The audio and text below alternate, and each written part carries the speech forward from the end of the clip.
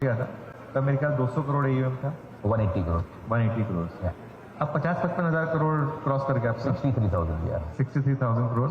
तो अब साइज बड़ा हो गया, इस साइज में भी आप आउट परफॉर्मेंस कर सकते हैं आपके हिसाब से सेम पॉलिसी यूज करके, क्योंकि छोटे म्यूचुअल फंड में कहते हैं कि आसान होता है, बट बड़े साइज में करेंगे या नहीं। तो अनुज ये चीज हम लोगों को हर जगह पूछा जाता है।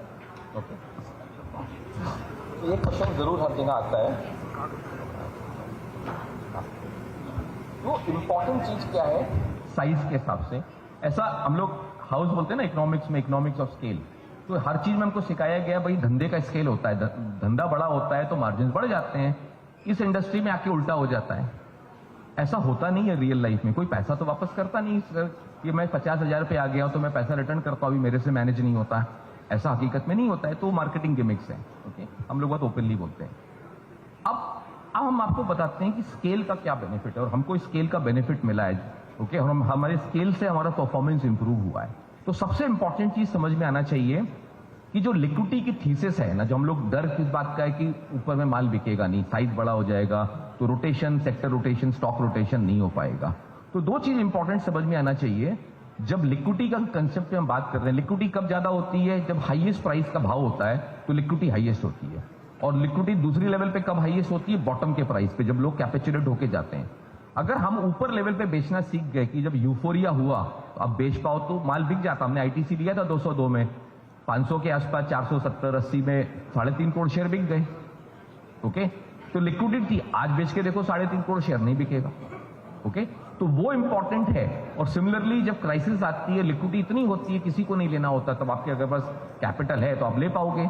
तो इससे रिलेटेड मैं और चीजें और ऐड करूंगी, जैसे हमारा इंडिया का कैपिटल मार्केट का ब्रेथ और डेप्थ बढ़ रहा है, आईपीओ आ रहे हैं, F&O के स्टॉक्स बढ़ रहे हैं। तो ऐसा नहीं कि हम ग्रो कर रहे हैं और कैपिटल मार्केट ग्रो नहीं कर रहा है, तो हमें अपॉर्चुनिटी भी मिल रही है। दूसरा क्या होता है, हमारे साइज बढ़ने से अब 5,000 करोड़ पे तो कोई कॉर्पोरेट का CFO हमारा फोन लेने को नहीं तैयार था। ओके, कॉर्पोरेट एक्सेस इतना खराब होता है, आज 50,000 पे हमारे ऑफिस आने को तैयार है। तो आपका पूरा परसेप्शन चेंज हो जाता है। ओके, कॉर्पोरेट एक्सेस ईजी हो जाती है, आपको बात करने का मौका मिल पाता है। अदरवाइज तो आपको आईपीओ में आपको टियर 3 का रैंकिंग होता है। छोटे म्यूचुअल फंड को तो किसी को अलॉटमेंट मिलता ही नहीं है कि उनका साइज ही नहीं होता है। ओके, बड़े म्यूचुअल फंड को उसका बेनिफिट मिलता है, बड़े एफआईएस को बड़े बेनिफिट। जैसे हमारा साइज आएगा तो हमें उसका बेनिफिट आता है। कितने ब्लॉक्स आते हैं जो छोटे हाउसेस को दिखाया भी नहीं जाता, रिटेल तक तो आते भी नहीं है। ओके, तो अगर आपका साइज होगा तो हमें वो भी अपॉर्चुनिटी मिलती है। प्लस डेरिवेटिव मार्केट, हम लोग उसके पुराने एक्सपर्ट रहे हैं।